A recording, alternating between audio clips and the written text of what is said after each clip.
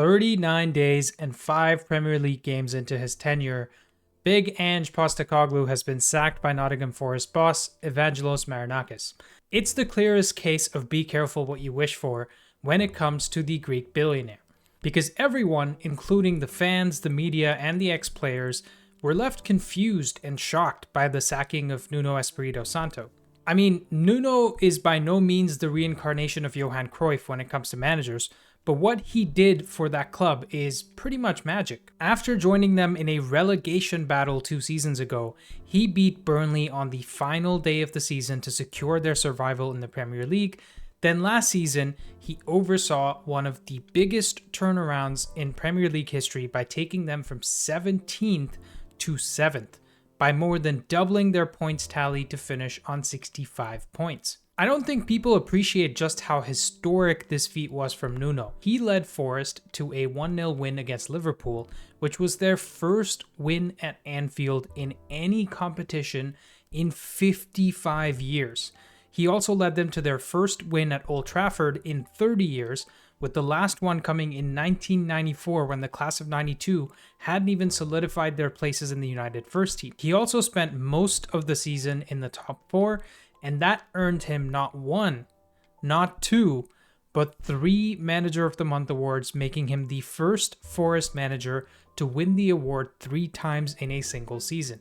And while these historic achievements were creating elation in the Forest fanbase, it just wasn't good enough for Marinakis, as he set his firm ambitions on Champions League football. In mid-May of this year, Forest sat in 6th place after a series of disappointing results against Villa, Everton, Brentford, and Palace, taking only 1 point from the available 12. Going into that Leicester game at home, they desperately needed 3 points to keep up their charge for a Champions League spot.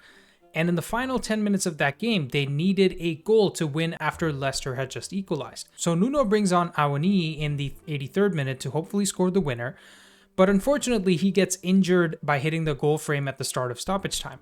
And at the advice of Nuno's physios, he leaves Awoniyi on the pitch and takes Elliot Anderson off with his final substitution. And unfortunately, their striker keeps limping for the rest of the game, which means Forest are essentially playing with 10 men and they don't end up getting the win. What followed after the final whistle can only be described as disgraceful behavior from Marinakis, as he was caught waving and gesturing at Nuno for getting that substitution wrong.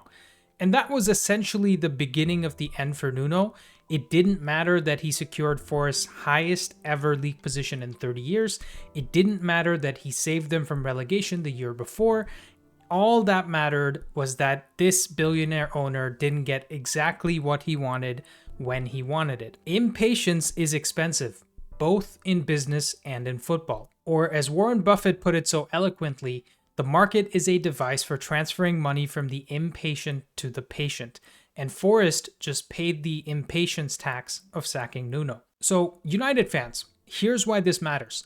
If we ignore the underlying evidence and pull the plug on Amorim, we risk hitting the same panic button and resetting our project clock to 0.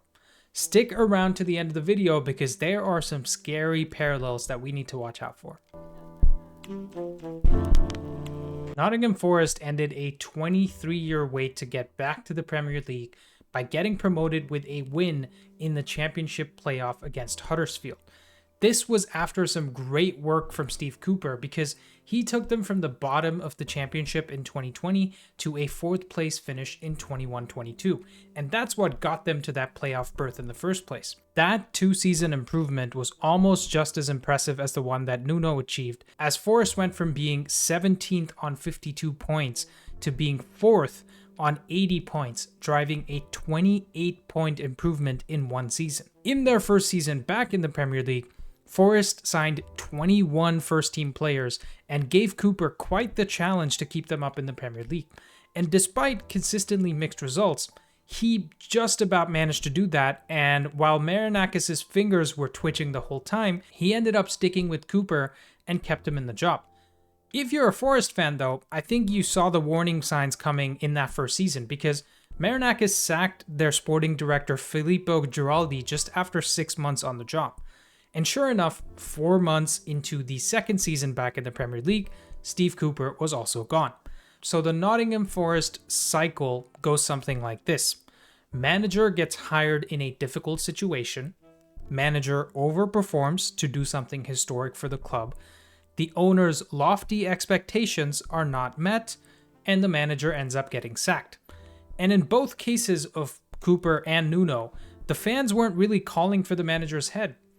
You could even argue that it was the support of the fans that kept Cooper in the job as long as it did. I feel like in the age of social media that we're in, the Forest manager cycle has actually flipped around for a club like Manchester United. Our cycle starts with calling for a manager to be sacked because he can't get us back to the glory days. We then hype up the next manager to come in and be the solution to our problems. If that manager plays decent football but doesn't win anything, we say, we're Manchester United, sack this guy right now, it's not good enough. If that same manager wins something but he doesn't play good football, we say, we're Manchester United, this isn't good enough, sack this guy right now. So in our version of the Forest managerial cycle, United fans are acting like Marinakis because we have lofty ambitions and we want immediate success.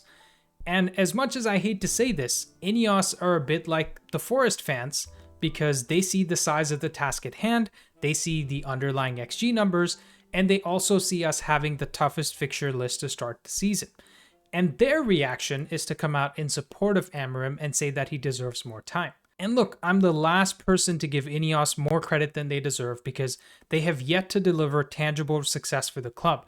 It's been a lot of talk about getting us back to the top. They followed that talk by not buying him any players in the January window, and despite the 200 million they spent on the attack in the summer, they haven't fixed his midfield or they haven't fixed the wingback problem, which he needs to execute his system to perfection. And even in the media, they've arguably done the bare minimum to support him because let's be honest, he's been getting vile abuse from all directions for almost a year. So even if you're on board with everything that I'm saying here, you might be asking yourself, what exactly has Amorim done for us to get the support that the Forest managers got? After all, both Cooper and Nuno showed results on the pitch to get the support they got from the fans. You're absolutely spot on to be thinking about these two questions, so let's talk about that next. After game week 7, United sit in 10th position with 10 points, scoring 9 goals and conceding 11.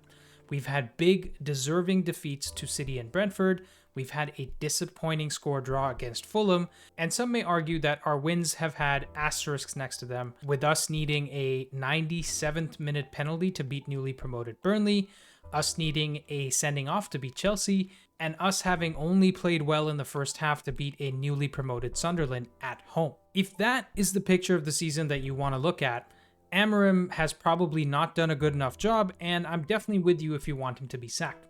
But as it does with most things in life, context matters. United are the biggest underperformers of XG this season, with us having 7 goals fewer than we're expected to, all because of our terrible finishing. I'm not going to explain the differences between XG and post-shot XG, but I'll leave some of my recent videos in the description for you guys to check out. On the defensive side, we've also made 6 mistakes that have directly led to goals, with 3 of them being goalkeeping errors and 3 of them being individual errors from midfield and from defense. So if you add our offensive and defensive mistakes up, you can see why we're supposed to be second on the expected points table after game week 7. And these are just factors on the pitch.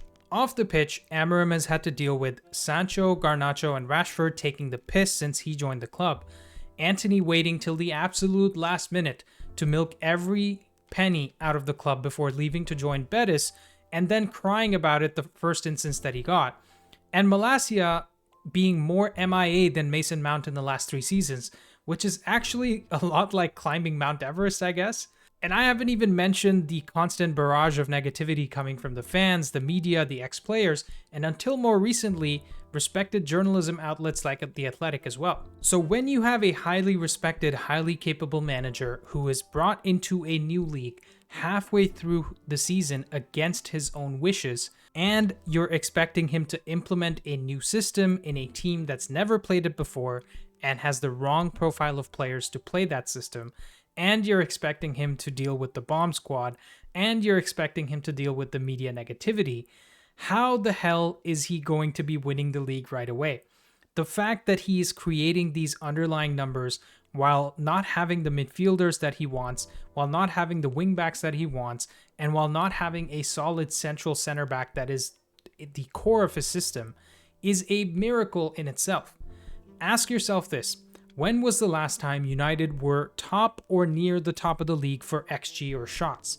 When was the last time United scored goals without playing counter-attacking football? And when was the last time a manager had the balls to say, I'm going to stick with my style of play and force the players to get better and adapt to me instead of bending to their weaknesses and playing a shit brand of football? We need to start thinking about this as a fan base. If Ineos act like Marinakis and pull the trigger on Amorim now, we don't just sack a coach, we reset the project clock to 0. We invite another 8-game audition from a new manager, and we start reliving the cycle of we're Manchester United, we should be winning the league right now, so let's just sack the manager and go to the next one. I am pleading with you guys to find a way to get through this difficult time by backing Amorim and these players to turn the ship around. Because, my friends, patience is a virtue and impulse is a reset button. Just like Evangelos Marinakis, we need to be careful what we wish for. Get in the comments with your thoughts. Thank you guys for watching, and I'll see you next time.